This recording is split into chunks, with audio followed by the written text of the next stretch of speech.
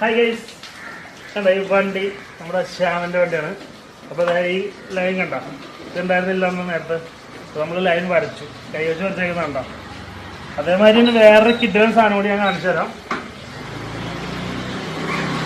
Seat കണ്ട, ഈ seat ഇത് നിങ്ങളിപ്പോൾ കാണുന്ന മാതിരിയാണ് ഇരുന്നിരുന്നത്.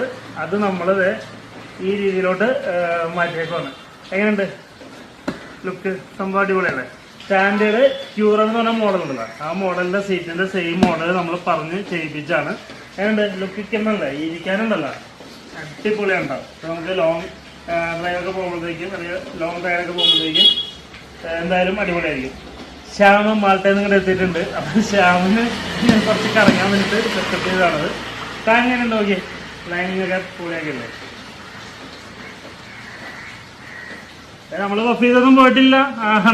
കിട്ടുന്നതായിട്ട് ഇരിക്കുന്നുണ്ട്, വലിയ കുഴപ്പമൊന്നുമില്ല.